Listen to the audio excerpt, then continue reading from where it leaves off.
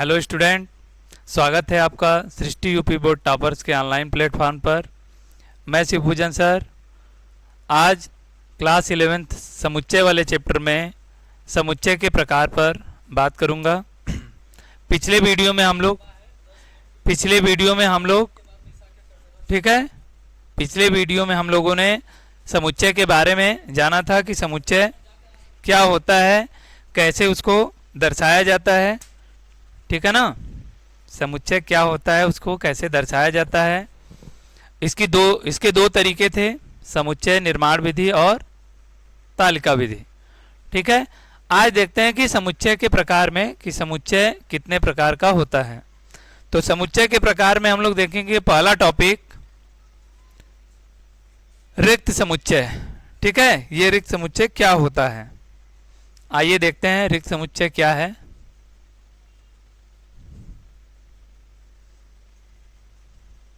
रिक्त समुच्चय देखिए, रिक्त समुच्चय को एम्प्टी सेट, नल सेट और वायर्ड सेट, इन तीनों नामों से जाना जाता है। ठीक है, रिक्त का मतलब सब लोग जानते होंगे, रिक्त मतलब होता है खाली, है ना। तो जैसे हम लोग समुच्चय की परिभाषा क्या पढ़े हैं कि वस्तुओं का ऐसा संग्रह जो सुपरिभाषित और सुव्यवस्थित हो। संग्रह बनाते हैं हम लोग, कलेक्शन करते हैं। तो यहाँ पर एक ऐसा कलेक्शन होगा वस्तुओं का या संख्याओं का जिसमें कोई भी वस्तु न आए। ठीक है, ऐसी वस्तुओं का कलेक्शन जिसमें कोई वस्तु रहे ही ना या कोई संख्या रहे ही ना, वो समुच्चय क्या हो, खाली हो। तो ऐसे समुच्चय को हम लोग कहेंगे रिक्त समुच्चय। ठीक है, तो देखिए रिक्त समुच्चय ऐसा समुच्चय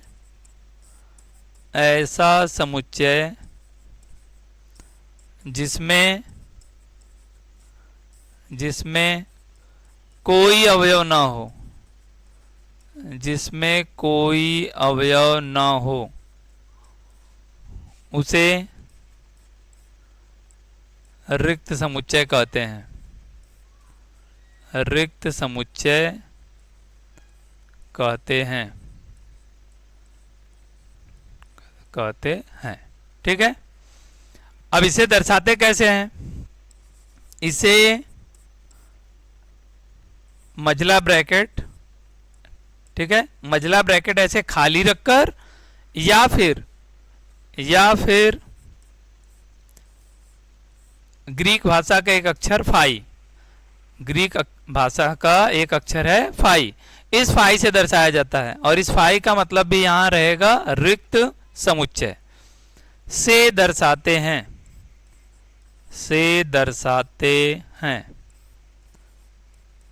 ठीक है, आइए तो एक एग्जांपल देखते हैं।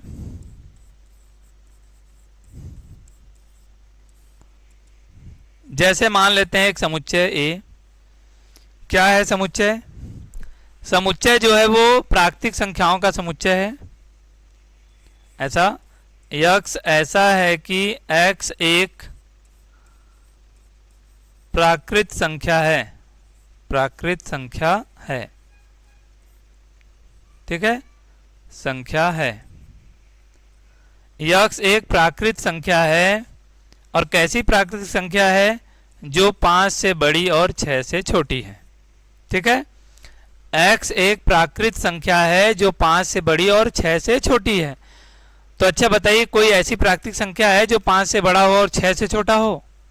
हाँ, 5 से बड़ा 7 से छोटा होता तो 6 आ जाता, 5 से बड़ा 8 से छोटा तो 6 और 7 दो मिल जाते। लेकिन अगर है 5 और 6 के बीच में, 5 और 6 के बीच में ये x है, तो ऐसी कोई प्राकृतिक संख्या है जो 5 और 6 के बीच में है? तो ऐसी कोई प्राकृतिक संख्या नहीं है। यानी ये जो समुच्चय ए दिया है यह एक रिक्त समुच्चय है। तो इसे दर्शाएंगे कैसे? a इक्वल टू लिख लेंगे फाई। ध्यान रहे, a इक्वल टू फाई लिखना है, मझले ब्रैकेट में फाई नहीं, क्योंकि अगर मझले ब्रैकेट में फाई लिख देंगे तो उस ब्रैकेट के अंदर एक अवयव आ जाएगा फाई। मतलब ऐसे ब्रैकेट में फाई अगर लिखकर दिखाएंगे तो ये रिक्त समुच्चय नहीं होगा, ये गलत हो जाएगा। अब देखिए कहा गया है मझला ब्रैकेट खाली रखेंगे या फाई से दर्शाएंगे, इन दोनों में से किसी एक तरीके से दर्शाना है। अगर मझले ब्रैकेट के अंदर फाई लिख देंगे तो इसमें एक अवयव आ जाएगा, ये रिक्त समुच्चय को नहीं दर्शाएगा। ठीक ना, तो ध्यान रखिएगा a इक्वल टू फाई, इससे इसको दर्शाएंगे। चलिए देखते हैं दूसरा example. b equal to x ऐसा है कि x एक पूर्णांक है, x एक पूर्णांक है, x एक पूर्णांक है, और कैसा पूर्णांक है, जो कि 10 से बड़ा है, 10 से बड़ा और 11 से छोटा है। तो अच्छा बताइए, कोई ऐसा पूर्णांक है जो 10 से बड़ा हो, 10 से बड़ा हो और 11 से छोटा हो? तो पूर्णांकों में भी पूरा पूरा अंक आएगा, तो 10 और 11 के बीच में 10.1, 10.2, 10.3, 10.5 ऐसा कोई संख्या मिलेगा, पूर्णांक तो मिलेगा नहीं।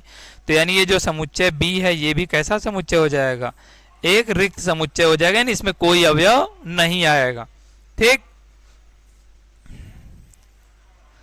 चलिए देखिए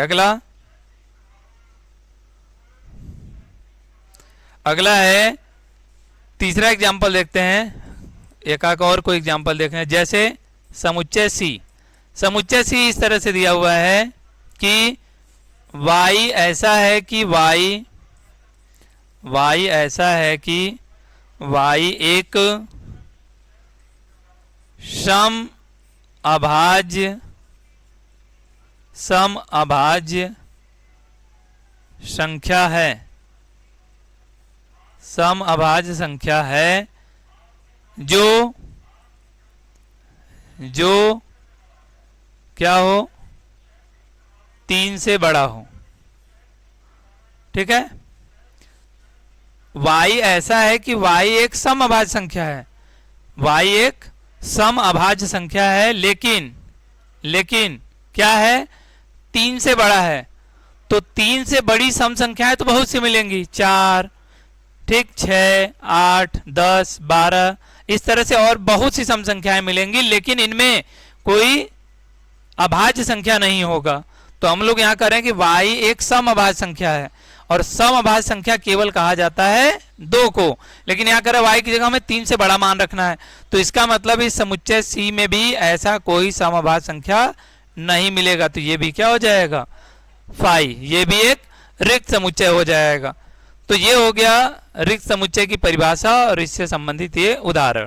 ठीक, चलिए तो इसको नोट करिए और देखते हैं अगला टॉपिक।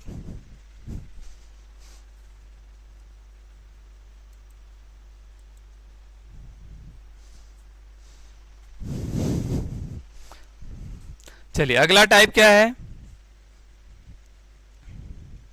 देखिए अगला टाइप है यहां पर एकल समुच्चय। ठीक है, अगला टाइप है एकल समुच्चय। देखिए क्या होता है ये एकल समुच्चय।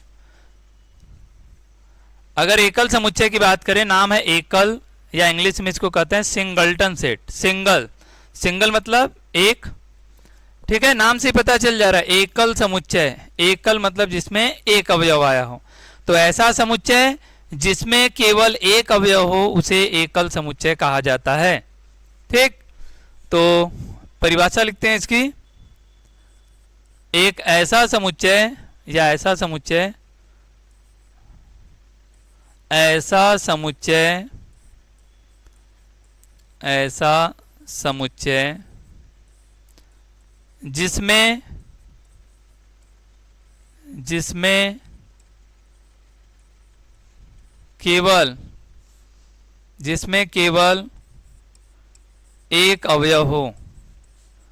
जिसमें केवल एक अवयव हो, उसे एकल समुच्चय कहते हैं। एकल समुच्चय कहते हैं।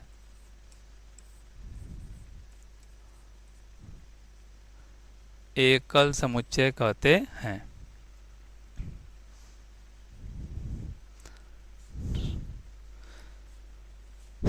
और इसे किसी स्पेशल नोटेशन से नहीं दिखाया जाता। जैसे रिक्त समुच्चय को हम लोग फाई से दर्शा रहे थे, वैसे एकल समुच्चय को किसी स्पेशल संकेत से नहीं दर्शाया जाता। ये नॉर्मली जैसे समुच्चय होता है वैसे ही दर्शाया जाएगा। अंग्रेजी के बड़े अक्षर ए बी सी डी इन सब से दर्शाएंगे। ठीक, बस ये रहेगा कि इस समुच्चय में अवयव कितने होंगे, केवल एक अवयव होगा। तो एग्जाम्पल देखते हैं।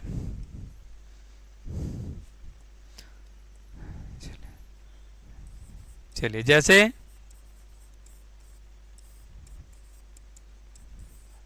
समुच्चय ए जो है ये दर्शा रहा है कि यक्ष ऐसा है कि यक्ष एक सम अभाज्य संख्या है, सम अभाज्य संख्या है,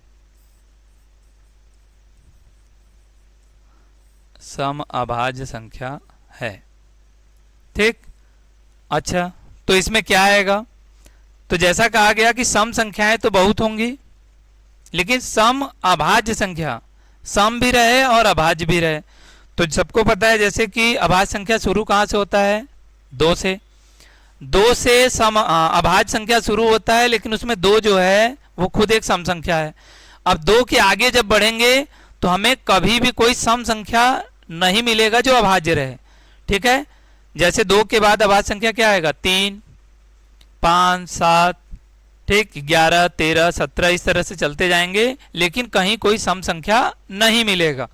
तो इस सम अभाज्य संख्याओं में सबसे छोटी अभाज्य संख्या 2 होता है और 2 एक सम संख्या भी होता है।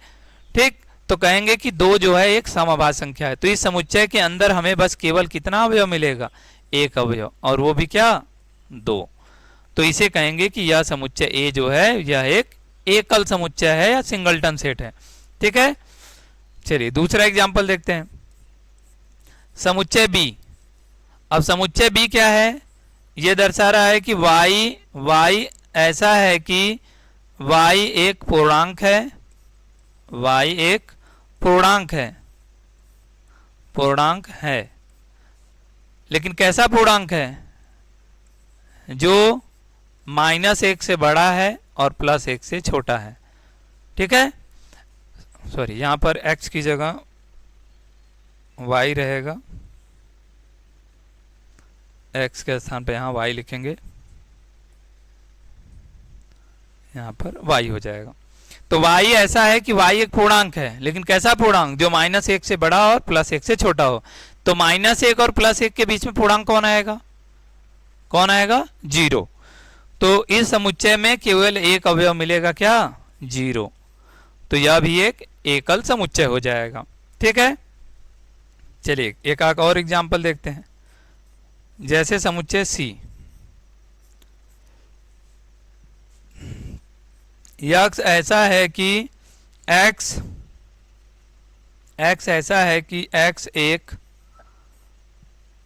प्राकृत संख्या है, प्राकृत संख्या है,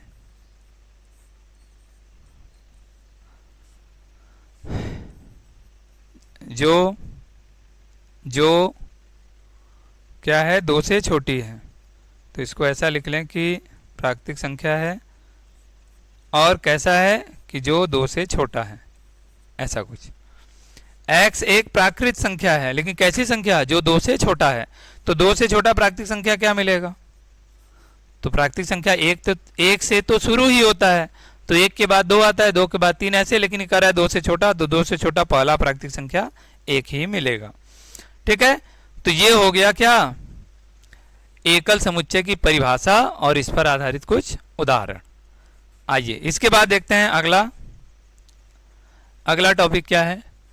अगला है परिमित समुच्चय, परिमित समुच्चय या फाइनाइट सेट। ठीक है, तो ये परिमित समुच्चय या फाइनाइट सेट क्या होता है, देखते हैं इसके बारे में। परिमित का मतलब होता है निश्चित, परिमित का मतलब निश्चित। तो ऐसा समुच्चय जिसमें अवयवों की संख्या निश्चित रहता है उसे कहा जाता है परिमित समुच्चय। तो ऐसा समुच्चय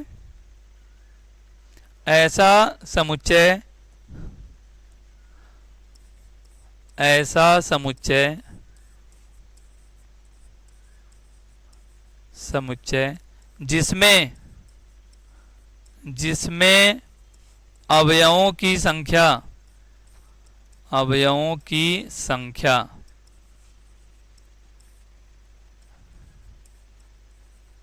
निश्चित हो, अवयवों की संख्या निश्चित हो,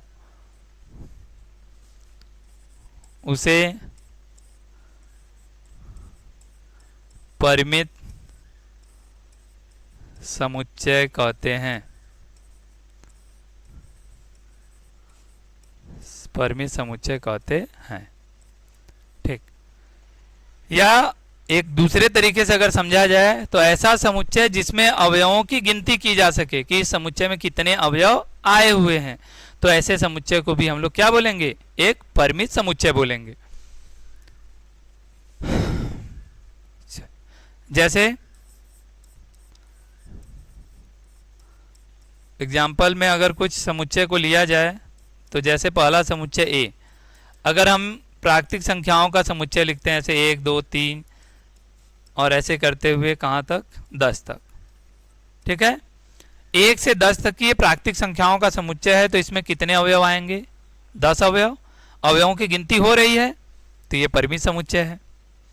दूसरा समुच्चय अगर बी लिखते हैं, बी जिसमें अवयव है 2 4 6 8 10 12 कुछ इस तरह से, तो ये सम संख्याएं लिखी है, सम प्राकृतिक संख्या है, तो 1 2 3 4 5 6 अवयव है, अवयवों की संख्या निश्चित है, तो ये परिमित समुच्चय हो जाएगा। ठीक है, कोई समुच्चय सी 1 3 5 7, चलिए ये विषम संख्याएं हैं, विषम प्राकृतिक संख्याएं, और ये इनकी संख्या कितनी है? 4, तो इनको बोला जाएगा कि ये भी एक परिमित समुच्चय है। चलिए अगला, अगर मान लीजिए समुच्चय डी ऐसा लिखते हैं तो ये क्या दर्शाएगा? समअभाज्य संख्या को, जो कि इसमें एक ही अवयव है तो इसकी संख्या भी निश्चित है, तो ये भी एक परिमित समुच्चय है। ठीक है, अगर 1 ठीक है -1 +1 इस तरह से लिख लिया जाए तो इसमें केवल कितने अवयव? 2 अवयव, तो यह भी एक परिमित समुच्चय। ठीक है, तो परिमित समुच्चय का मतलब समझ में आया होगा कि ऐसा समुच्चय जिसमें अवयवों की संख्या निश्चित रहे, यानी जिनकी गिनती की जा सके, उन्हें हम लोग कहेंगे परिमित समुच्चय। ठीक है, नोट करिए इसको।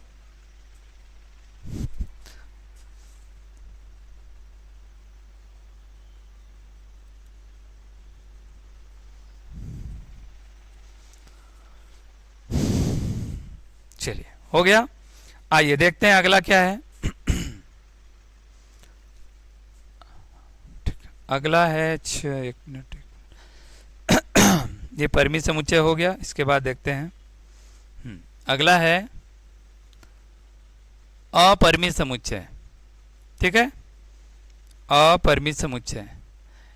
ये अपरिमित समुच्चय क्या होता है? तो अपरिमित समुच्चय उसी परिमित का ठीक उल्टा हो जाएगा। अपरिमित मतलब अनिश्चित, ऐसा समुच्चय जिसमें अवयवों की संख्या निश्चित न हो उसे अपरिमित समुच्चय कहा जाता है। ठीक है, तो क्या लिखेंगे इसकी परिभाषा? कि ऐसा समुच्चय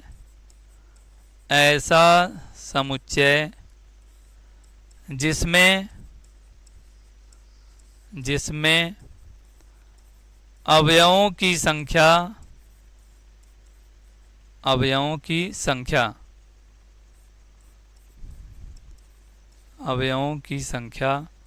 निश्चित न हो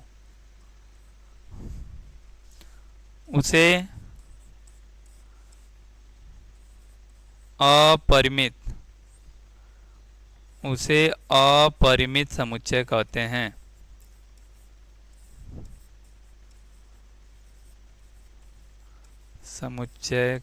हैं। ठीक, तो देखते हैं कि एग्जाम्पल।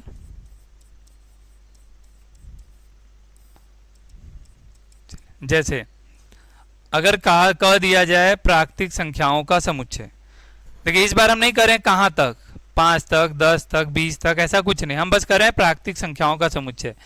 तो 1 2 3 4 इस तरह से डॉट डॉट कर लेंगे। डॉट डॉट करके छोड़ देंगे तो इसका मतलब ये संख्याएं कहाँ तक जाएंगी, ऐसे अनंत तक चली जाएंगी। तो ये हो जाएगा अपरिमित समुच्चय। बी, अगला समुच्चय लिखते हैं। अगर कहा जाए पूर्ण संख्याओं का समुच्चय तो 0 1 2 3 4 ऐसे ये भी डॉट डॉट डॉट डॉट करके आगे तक ऐसे छोड़ दिया जाएगा।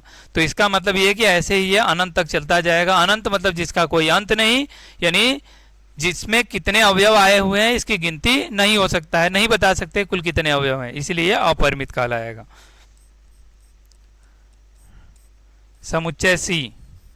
अच्छा, सी में कुछ इस तरह से डॉट डॉट डॉट -3 -2 -3 -2 -1 0 1 2 3 और इधर भी क्या कर दिया जाए, ऐसे डॉट डॉट डॉट डॉट करके छोड़ दिया जाए। तो इसका मतलब ये पूर्णांकों के समुच्चय को दर्शा रहा है, जिसमें धन पूर्णांक, 0 के बाईं ओर ऋण पूर्णांक और खुद 0 सब मिलाकर आ रहे हैं। तो ये पूर्णांकों का समुच्चय हो गया। ठीक, तो ये भी अपरिमित समुच्चय है। अब एक आखिरी और बहुत इंपॉर्टेंट एग्जाम्पल ध्यान से समझेंगे। अच्छा, इसको लिखा गया समुच्चय निर्माण विधि या कहें गुण विधि से। यक्स ऐसा है कि एक्स एक वास्तविक संख्या है, वास्तविक संख्या है। ठीक, लेकिन कैसी वास्तविक संख्या, जहां x जो है 1 से बड़ा और 2 से छोटा है। ठीक है, x एक वास्तविक संख्या है जो 1 से बड़ा है और 2 से छोटा है। तो अच्छा, ये परिमित समुच्चय हुआ या अपरिमित? ध्यान दीजिएगा, 1 और 2 के बीच में हमें यह x शामिल है, यानी यह एक वास्तविक संख्या है। तो 1 और 2 के बीच में देखिए, क्लास 9th में भी क्लास 10th में भी आप लोग पढ़े होंगे, कभी सुने होंगे कि दो वास्तविक संख्याओं के बीच में अनंत वास्तविक संख्याएं होती हैं, अनंत वास्तविक संख्या। तो यहां पर 1 और 2 के बीच में, 1 और 2 के बीच में अनंत वास्तविक संख्याएं मिलेंगी। कितनी? अनंत वास्तविक संख्याएं। जैसे अगर ध्यान से समझे, केवल एग्जाम्पल के तौर पर समझे, हमें उनको लिखना नहीं है, बस समझना है। क्या? जैसे कह रहा है 1 और 2 के बीच में, 1 और 2 के बीच में लिखना है। अच्छा, 1 के बाद हम 1.0, देखिए 1 के बाद क्या लिख सकते हैं, 1.0000000 ऐसे करते हुए 1। अच्छा, ये संख्या जो लिखा गया है 1.0000001, ये 1 से बड़ा है और 2 से छोटा है। ठीक, मतलब इसी के बीच में आ रहा है, तो यह एक वास्तविक संख्या है। अब इस 1 की जगह हम 2 कर दें, 3 कर दें, ऐसे लिखते जाएंगे। तो इस तरह से केवल 1 दशमलव करके ही, जिसमें आगे सारे 0 लिखे होंगे, ऐसे करके असंख्य संख्याएं बना सकते हैं। तो अभी तो और बाकी 1.1, 1.0001 ऐसे बहुत सी संख्याएं बना सकते हैं। तो कह सकते हैं कि 1 और 2 के बीच में कितनी संख्याएं होंगी, वास्तविक संख्याएं होंगी। तो 1 और 2 के बीच में अनंत वास्तविक संख्याएं होंगी। ठीक, तो यहां पर जो समुच्चय डी है यह भी एक परिमित समुच्चय है। चलिए, ठीक है, तो समझ में आया होगा। आइए अब देखते हैं एक थोड़ा सा स्पेशल नोट। ठीक, अब इन परिमित अपरिमित समुच्चय में एक नोट देख लेते हैं। नोट क्या है? नोट ये है कि एक नोट लिखेंगे। पहला,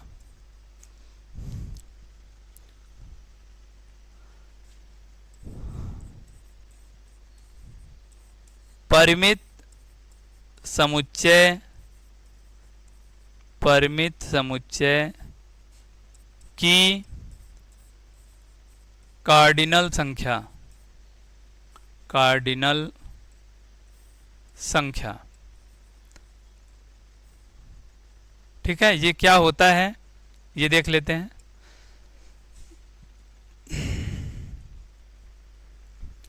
तो परिमित समुच्चय में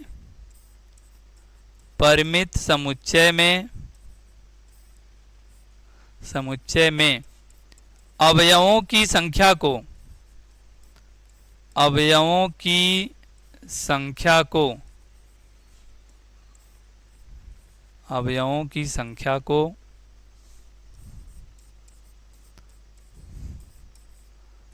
परिमित, अवयवों की संख्या को परिमित समुच्चय की, परिमित समुच्चय की कार्डिनल संख्या कहते हैं, कार्डिनल संख्या कहते हैं।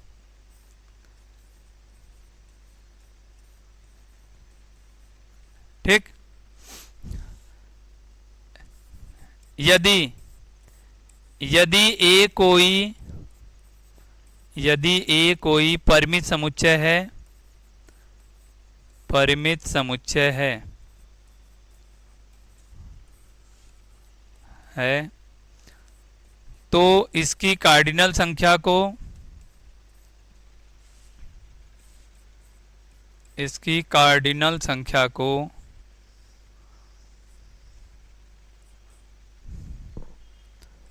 इसकी कार्डिनल संख्या को, कार्डिनल संख्या को Na से दर्शाते हैं, से दर्शाते हैं। ठीक है। यानी कोई परिमित समुच्चय है और इसमें जो इसकी कार्डिनल संख्या होगी उसको कैसे दर्शाएंगे, उसमें अवयवों की संख्या जितनी दिया रहेगा उसको हम लोग लिखेंगे Na के बराबर, Na के बराबर। जैसे एक एग्जाम्पल से समझे, जैसे मान लीजिए कि एक समुच्चय दिया हुआ है A, जिसमें अवयव है A B C, तो इसमें अवयवों की अगर गिनती करें तो 1 2 3 तीन अवयव आया है, तो इस समुच्चय की कार्डिनल संख्या को दर्शाएंगे Na से और बराबर में लिखेंगे 3। Na यानी A की कार्डिनल संख्या, या कहे कि number of element in set A, समुच्चय A में अवयवों की संख्या तो कितनी है, 3 है। ठीक है। तो यही हो जाएगी इसकी कार्डिनल संख्या। अगर कोई दूसरा समुच्चय B दिया हुआ है, B, ठीक है, 2 4 6 8 10 12 14 ऐसे लिखा हुआ है। अच्छा, इसमें कितने अवयव हैं, 1 2 3 4 5 6 7, 7 अवयव है, तो B की कार्डिनल संख्या को लिखेंगे NB बराबर कितना, 7। ठीक है। तो ये हो जाएगा परिमित समुच्चय की कार्डिनल संख्या, मतलब परिमित समुच्चय में अवयवों की संख्या को ही उसकी कार्डिनल संख्या बोलते हैं। ठीक।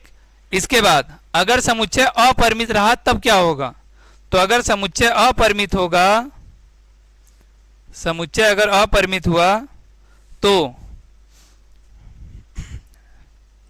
नंबर 2 अपरिमित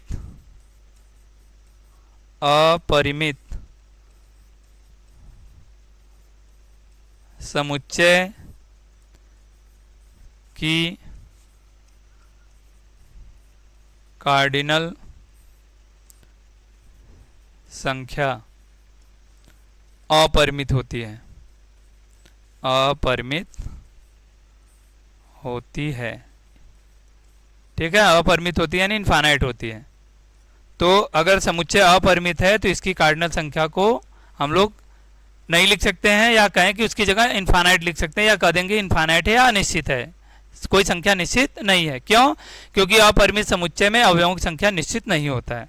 ठीक है। तो ध्यान देंगे कि अपरिमित समुच्चय है तो इसकी जो कार्डिनल संख्या है वो भी अपरिमित होगी या अनिश्चित होगी, इसलिए उसको बताना संभव नहीं है। चलिए, तो आज हम लोगों ने समुच्चय के प्रकार पर, रिक्त समुच्चय, एकल समुच्चय और परिमित समुच्चय पर चर्चा किया। उम्मीद है आप लोगों को इसकी परिभाषा और नियम समझ में आया होगा।